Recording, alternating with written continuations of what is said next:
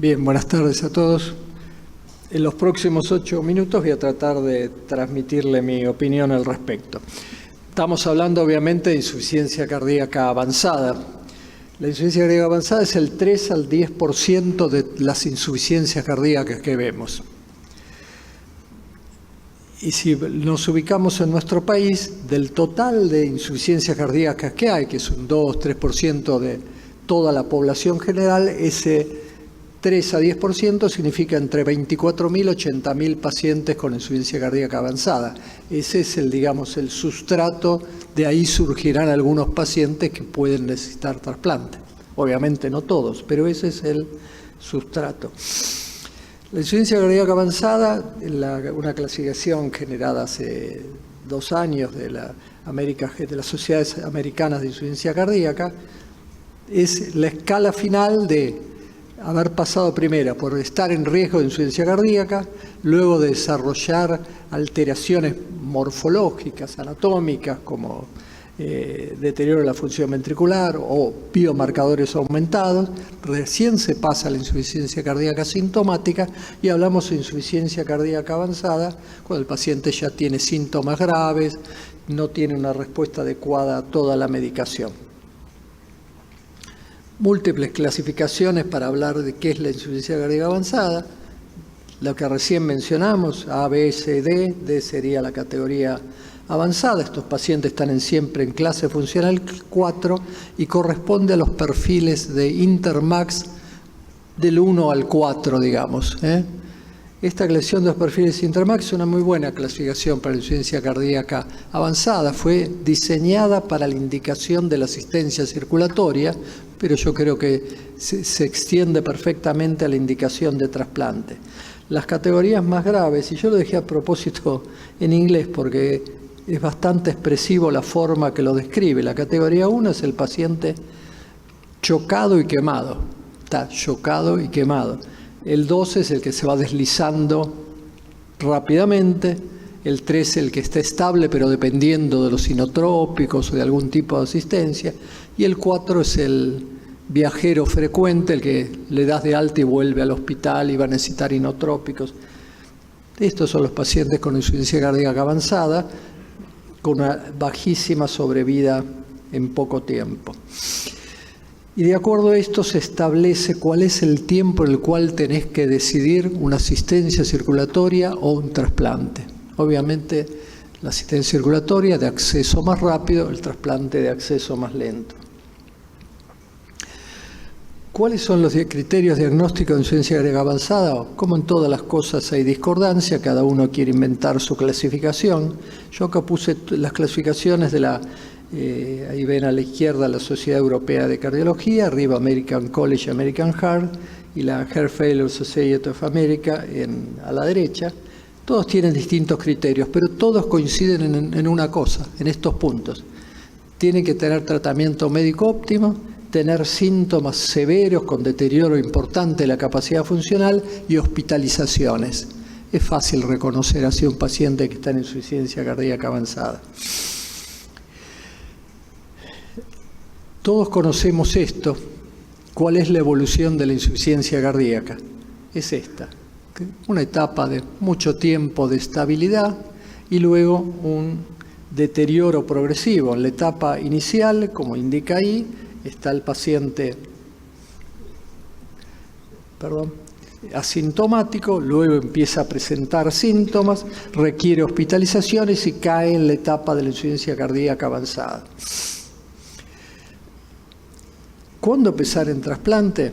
Bueno, creo que este gráfico, que quizás acá lo he modificado un poco, pero quizás ustedes lo conozcan, nos indica que hay una etapa cuando empieza a caer la calidad de vida, que también empieza a aumentar gravemente la mortalidad, es aquella en la cual hay que empezar en alguna asistencia circulatoria avanzada o en trasplante cardíaco.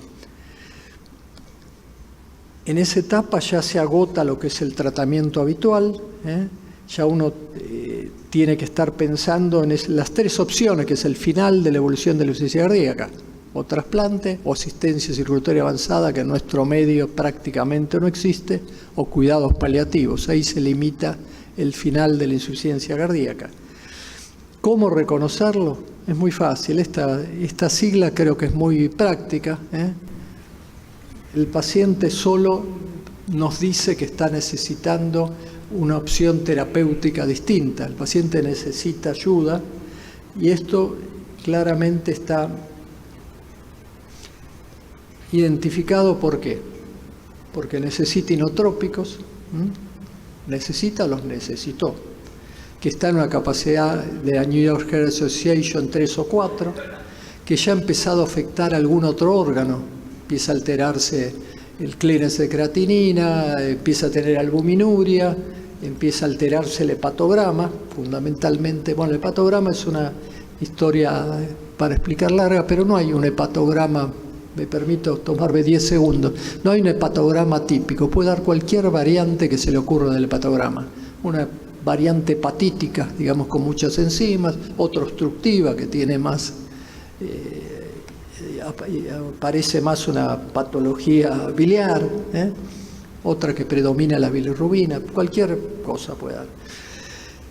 Cuando otro criterio de riesgo son pacientes con fracción de eyección extremadamente baja, o el que tiene cardiodefibrilador, que ha requerido choques del cardiodefibrilador, que empieza a requerir hospitalizaciones, que a pesar de aumentarle los diuréticos va repitiendo la historia de edemas e internarse con congestión, la presión arterial es muy baja y eso lleva a la última opción, a la última línea, el último ítem, que es muy difícil manejarle la medicación que sabemos que le puede servir.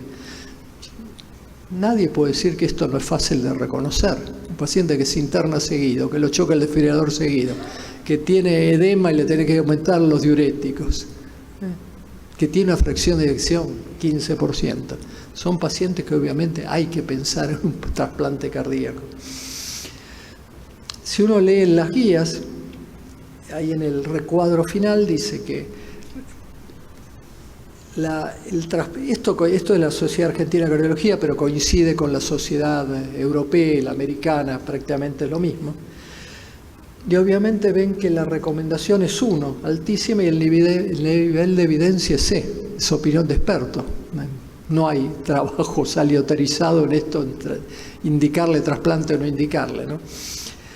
Son pacientes con insuficiencia cardíaca avanzados, refractarios al tratamiento médico y dispositivos. Vos le hiciste lo que podías con los elementos que tenemos y que no presentan contraindicaciones, y eso permite aumentarles la sobrevida y mejorar la calidad de vida. Yo siempre resumo así la indicación de trasplante cardíaco, me parece la forma más fácil que la entendamos todos. Paciente con síntomas de insuficiencia cardíaca grave, que presumimos que tiene un mal pronóstico a corto plazo y sin posibilidad de un tratamiento alternativo. Yo creo que es fácil eso.